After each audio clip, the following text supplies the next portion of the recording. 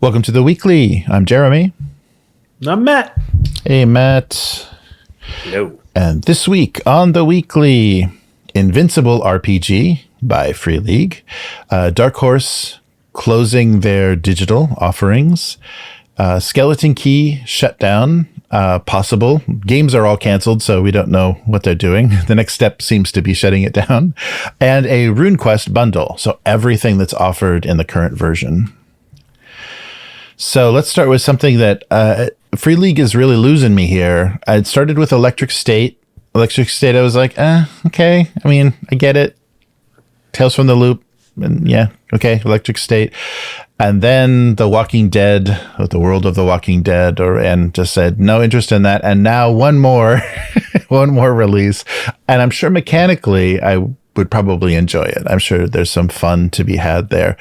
But yes, Invincible, the superhero, the kind of, postmodern deconstructionist superhero thing, which came 10 years too late because everyone had already done it in the 90s, is now available as a role-playing game offered from Free League. So Skybound Comics and Free League are teaming up to bring you an adaptation of the Amazon streaming series, but it was a comic book back in 2003. So Robert Kirkman, from The Walking Dead, and Cory Walker and Ryan Ottley doing art for the groundbreaking, okay, if you ignore everything else, groundbreaking comic book Invincible. So yeah, currently in animation on Amazon, and now a superhero role-playing game. So the design of this game is being done by Adam Bradford of D&D Beyond. And then also Tomas Härenstam. So Härenstam is being involved in just about everything, and I would prefer he work on the next Blade Runner case file as opposed to Invincible, but what are you going to do? So a quote from Bradford, Invincible is my favorite comic series. I've waited to play in this universe for many years. The way the story unfolds in a sprawling saga over the course of 144 issues without endless retconning lends itself particularly well to tabletop role-playing, and I can't wait for fans to experience their own superhero stories with the game. Yeah, right. And then Härenstam said, one of my very first tabletop role-playing games was the old Marvel Superheroes by TSR. Making a superhero RPG has been a lifelong dream. I think the genre and Invincible's more grounded and visceral take on it will be a great fit for the Year Zero system mechanics. So yeah, so we're getting a Year Zero superhero game. Yeah. So I definitely want to try the mechanics, and I definitely want to hear how they did it, but I don't know. This setting is not particularly inspiring. And if you've watched the animated series, it's that same kind of, Korean studio animation that everything on Amazon, that's cranked out the Critical Role stuff, all that stuff. It all looks the same. And so all the characters are like, slightly Asian looking. You're just like, okay, whatever. I don't know what I'm looking at. But so another kind of, that's too bad. And so later this year, this is going to hit Kickstarter, I believe. Yeah, Kickstarter is launching later this year. You can sign up for the notification. I'll put a link to that. Their initial offering will be a core rulebook and a starter set, kind of their usual deal. Oh, wow. Interesting.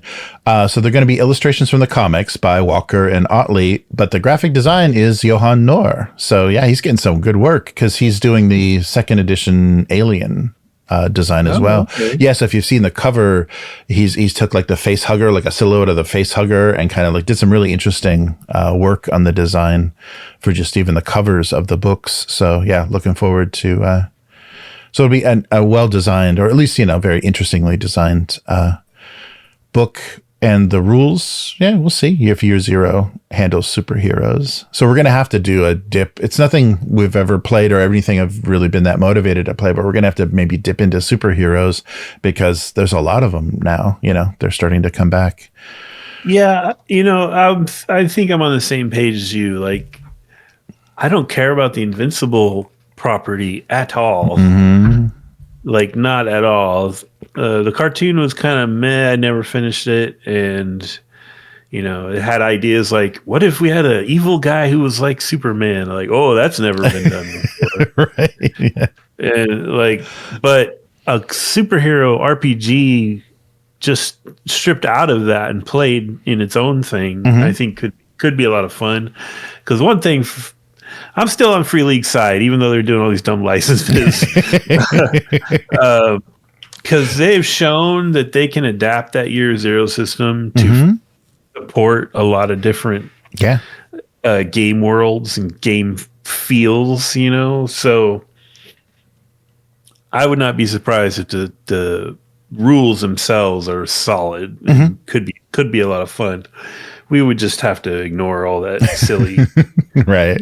silly Invincible stuff and do our own thing. Yeah. Do you think you'd be interested in doing like an original superhero adventure, like an original storyline? I think you could have a lot of fun with that. You could even do like a session 0 where the group kind of because like every superhero world or property, it has its own thing on like why there are superheroes and what their deal is, and so it might be kind of fun to do like a session 0 where we cook up those parameters, why the hell are there superheroes? I don't know. It could be fun. Yeah, and how they're viewed and how they kind of organize. Yeah. No, that could be really fun. Yeah, and if they've got solid mechanics, because like the panic mechanics in Alien, or there's like a lot of really fun stuff that Year Zero has modified itself to be. So so superpowers, it might be really fun to see how they do it, and being able to push rolls and stuff is always a good time.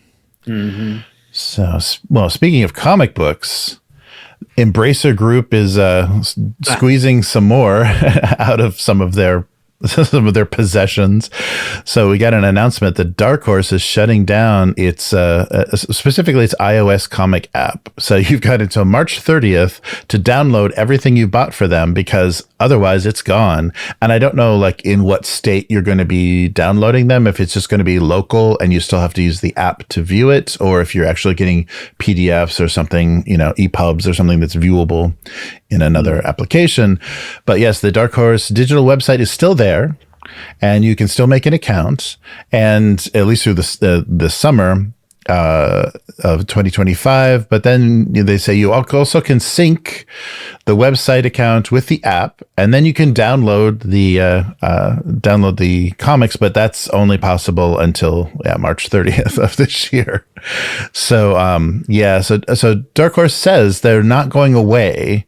They're just kind of changing their strategy for digital comics. So a quote from the company, so they're still available on numerous digital reading platforms, they're saying, but they've decided to stop their direct-to-reader sales because, quote, consumer reading preferences have evolved in different directions.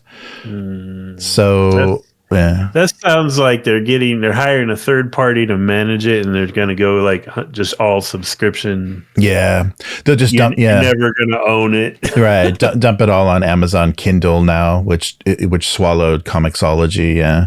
Yeah. So digital comics are going to be that much more unpleasant to deal with. So you can get a refund of comics that you bought this year. But the purchases have to go through, Apple and iOS, and I'm sure Apple's not going to let go of their 30% or whatever. So you'll get some sort of refund, a modified refund, prorated. But that might not be as easy as you'd think. So it's nice. Yeah, it's nice that Dark Horse gave people a heads up and didn't just pull the plug on this and say, sorry, it's no longer available. Everything is gone. But at the same time, this is brings up the question of you don't own. So and specifically in their FAQ, they say you don't own the books themselves. You only own the license to them. And when we don't have the license to it, then we cut off your access. So and some more articles that came out about this. So Ron Wyden, an Oregon Democratic senator, actually just recently wrote a letter to the head of the FTC. Encouraging them to require companies admit So they'll get rid of things that say buy. You're not clicking a buy button to buy a digital comic. Require companies to admit that they're not really buying an ebook or even a digital download for a video game. You're basically just buying a license. So Wyden's letter said that they want to ensure that consumers who purchase or license digital goods can make informed decisions that understand that ownership rights, what ownership rights they are obtaining. So the kind of information that he feels needs to be disclosed, or he's telling FTC should be disclosed, is how long a license lasts, what circumstances might expire it or revoke the license, and if the consumer can transfer or resell this license. So all of this stuff, they should be happening before and at point of sale to make it, clear what's going on. So to put it simply, prior to agreeing to any transaction, consumers should understand what they are paying for and what is guaranteed after the sale. So, so California's made some, I think Governor Newsom in California signed a bill recently banning digital stores from using the words buy and purchase. So that's good. There's somebody actually doing it. So maybe that's why Oregon got the idea. So so basically, you're just getting a license to access something. So something like a PlayStation Network, if your account is banned for something you said on voice or chat or whatever, you'll no longer be able to access anything. And we also just saw that with Kindle. Kindle kind of did the same thing that Dark Horse is doing. They're saying, okay, you still own this, but you don't own it off of a Kindle device. So they disabled the ability to download things. So it used to be you could hook up a Kindle device to a PC or to a computer with a USB, download the native Kindle files, and then modify those or convert those into PDFs or whatever, so you could use them somewhere else. So that's no longer possible. So this same sort of thing, what you own, how you use it, and what people are going to let you do with it is very, very frustrating. So a final quote from the letter: the shift from physical to digital goods presents some complex legal questions. So one thing is clear, however, consumers deserve more transparency about their ownership rights in digital goods. Guidance from the FTC on this issue will help ensure digital goods sellers are aware of the practice and that American consumers can be informed, can make informed buying decisions. Yes, and and that day has already expired where you can download your Kindle books. Yeah, that was February 26th, so a couple of days ago. You are no longer. So that .azw3 file is all you got now, and you can't even access that unless you're gonna, hack your. You're gonna mess with your Kindle and uproot its operating system and firmware. You're not gonna have access to any of that stuff. Yeah, so the Amazon gave up that. And the frustrating thing about that, when they told you you're not going to be able to do that, is there was no bulk download for Kindle books. So if you wanted to get them, backed up to your computer before this deadline, you did it one at a time. You just click, yeah. So obviously they were going to, make you spend hours doing something that they didn't want you to do. I feel like there's going to be a new wave of popularity and just illegally downloading everything again. Yeah, they're really asking for it, taking away the convenience and confusing the marketplace.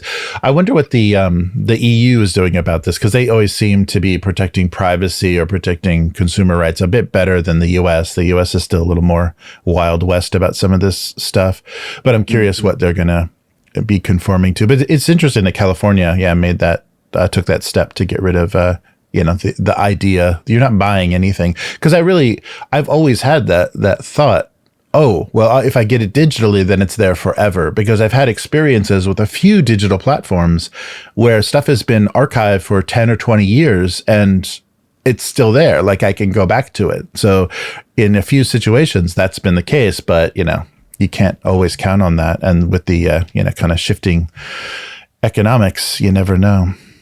Mm-hmm. All right. Well, more exciting news. This is another depressing week here. Wizards of the Coast, right? They said, right, we're not going to license anymore. We want the whole thing. We're not just going to make, millions of dollars from licensing our IP. We're going to produce our own AAA video games, because that's the easiest thing in the world to do, man. It takes like a week, $1 million in a week, and you got yourself a AAA video game. Well, actually, I guess it's a little bit harder. Yes, the Skeleton Key studio that that Wizards supposedly had, I think 4 big budget games in development has now announced that they have canceled the last game, the last existing project, and this one before it was even officially announced. So did it ever really exist? Yeah. So we found all this out from Nassim Ait-Kaci. Sorry about the pronunciation. He was an audio director working at the studio. And so on social media, he said, yeah, I've lost my job, looking for work, no more hiring. The game was canceled. And then previously in 2023, the other 3 games, I think, they've canceled a total of 5 games. 5 games, and then it had layoffs back in 2023. But Wizards of the Coast says we do still have plans for D&D video games in the future, because we can't get over this Baldur's Gate success. We have to recreate that. It's so easy to do. We should be able to do it ourselves. Yeah, so Skeleton Key was founded in 2023, so they only lasted a year before they started getting rid of everybody. And they want to develop games with immersive gameplay, unique stories, and thought-provoking moments of suspense and horror. Okay. Their studio head, Christian Dailey, was previously BioWare, and they just recently hired the director of Veilguard. So they're just like grabbing up all of the previously doing something in AAA games. Yeah, Corinne Bush was game director, for Veilguard. So she joined the team, and now we have the announcement that they've canceled this last game, and there's no job. They're not looking. There's no work for hire job ads on their website. So what could they possibly be doing besides paying a bunch of directors to go to a nice office? Or is it all work remote? Yes. So massive layoffs, but still Wizards is convinced that they're going to make video games. Right. Yeah. So very strange. I don't know what they're thinking, and they still have. I mean, I think everything is going to basically hinge on the success of this Exodus game that they're working on. Mm-hmm. That's going to be because it's an original IP. It's a BioWare Mass Effect guy. But they did make the mistake of releasing a actual play this week of this game. So the director of the game was the game master, and I didn't pay enough attention. I kind of just jumped around through the video, and I didn't pay attention to what the system was that they were running, if they're rolling D20s or what they were actually rolling. But the role play was so unbearable that it was hard to get to the actual game. But they did a bad job of showing off the tabletop pen and paper version of Exodus. So it doesn't seem like the video game is going to fare much better. It seems real half-baked and just kind of like, what if Mass Effect had time dilation? Wouldn't that be cool? But it was like a real generic, setting. It didn't have any character or anything very interesting going on, except for your friends get old.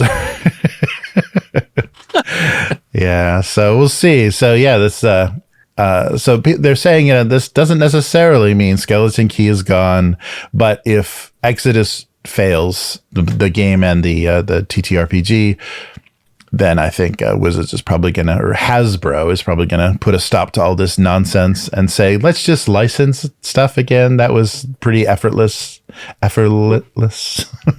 The thing, though, too, with Wizards, if you look at their track record, even if the video game is semi-successful, it won't be Baldur's Gate successful. Mm-hmm. That's no way that's happening. Right. But even if it's semi-successful, Wizards' track record with supporting role-playing games that aren't D&D and card games that aren't Magic the Gathering is horrible. Mm-hmm, they'll put out the core set, and if you're lucky, they'll throw one more like supplement out there, and then you'll never hear about it again. Right. Yeah, if it doesn't develop a speculator's market like Magic does, or if it doesn't have a big social media following and actual plays, then yeah, they don't have much interest, and they measure stuff in very, very strange ways. Did you see that Hasbro? Like they had a board meeting or something where that guy, the head dude, laid out their plans for the future or whatever, and it was what they were targeting, what they're emphasizing, blah blah blah. They didn't mention Wizards once in that thing, so I don't know. It's weird. Like, as big as we think Wizards is, I don't think on the world stage our hobby still makes that much money. Yeah. No, I think that's true. Yeah, because when they say like $1 billion, Wizards is $1 billion, a chunk of that is Magic. A chunk of that is all the stuff they crank out for Magic the Gathering that people just endlessly hoard.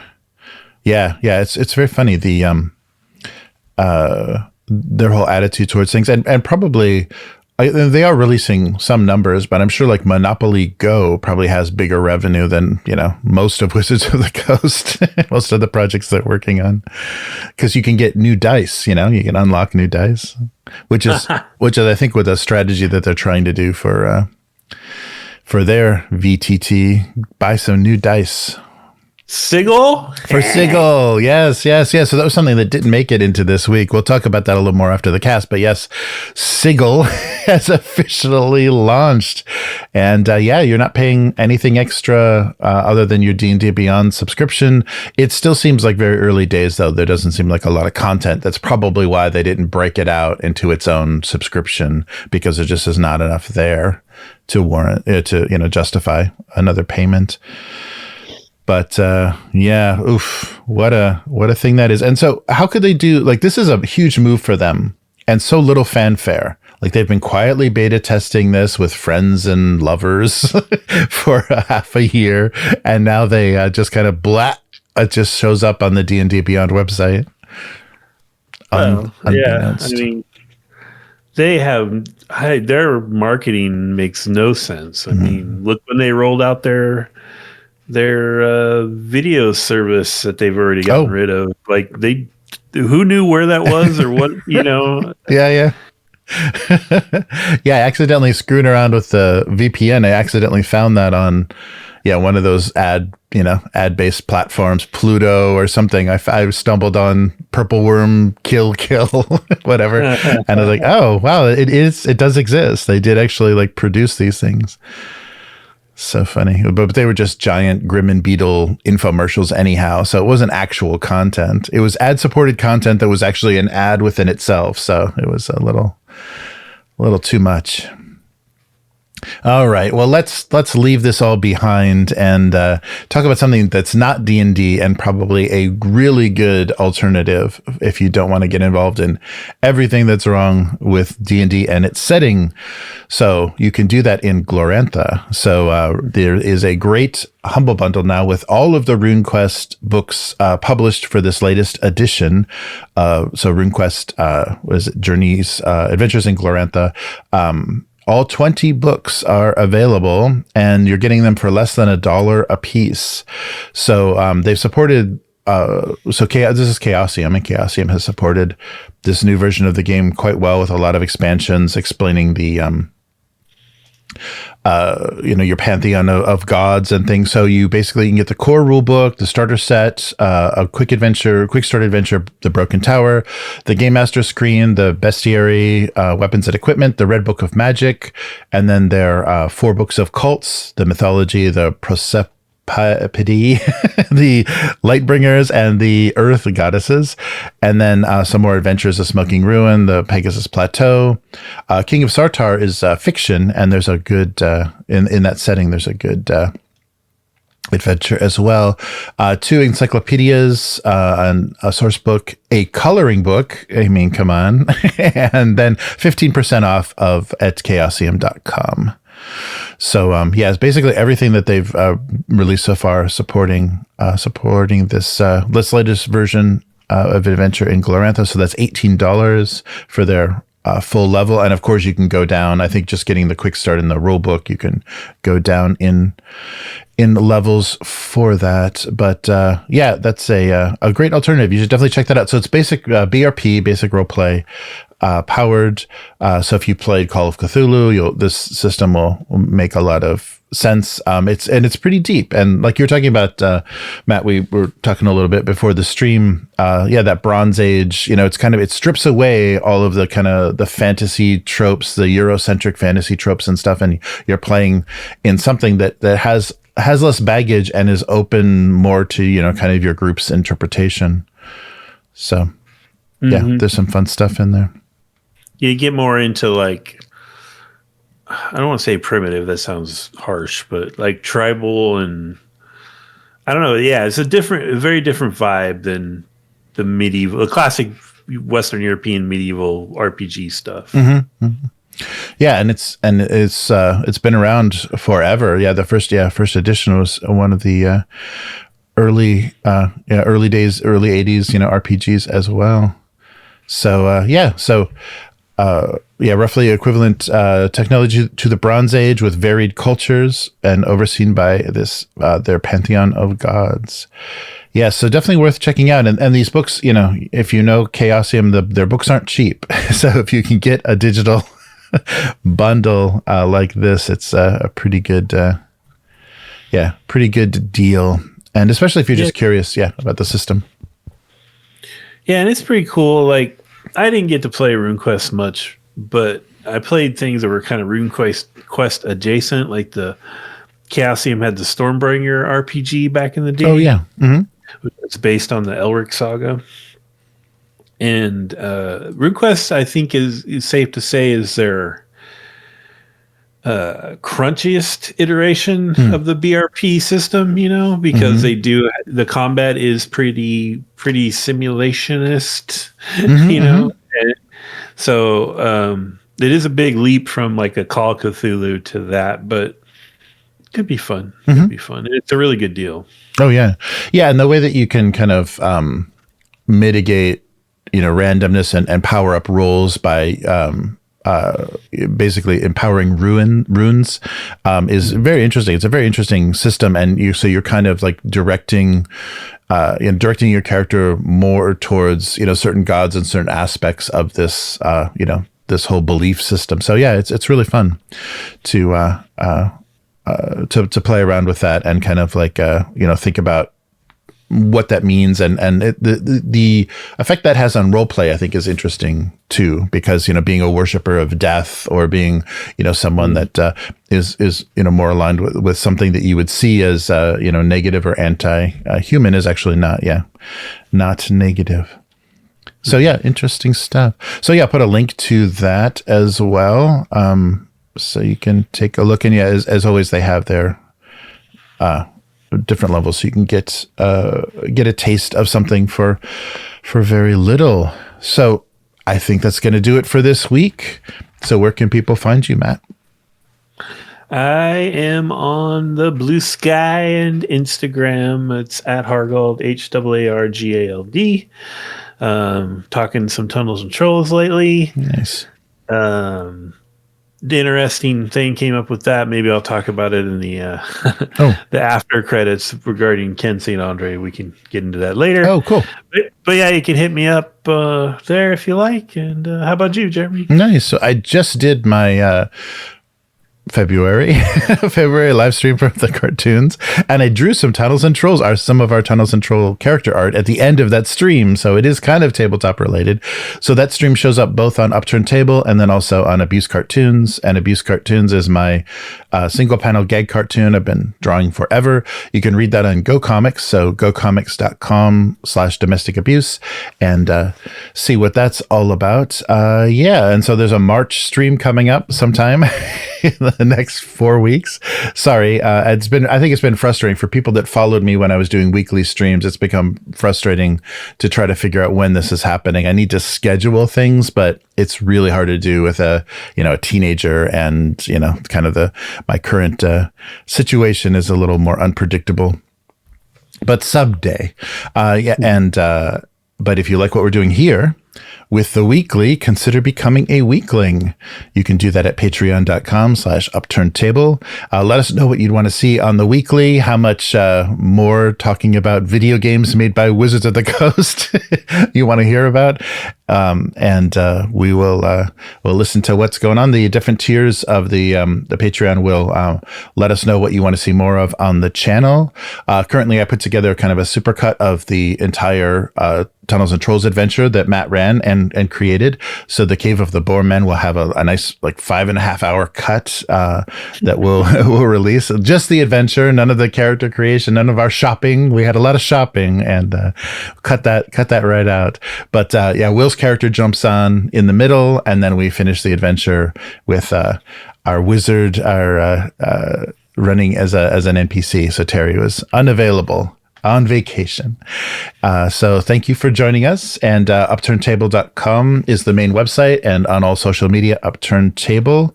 And thanks so much for our current members and patrons. And you can become a member by clicking on that join button below this video if you're watching us. And the levels are the same as a Patreon. The only thing you're going to miss is the RSS feed. So the RSS feed on the Patreon will be the audio from all of our live streams that you can listen to wherever you listen to RSS feeds, podcast stuff. So thanks for joining us, and we'll be back again next week. Goodbye. Bye.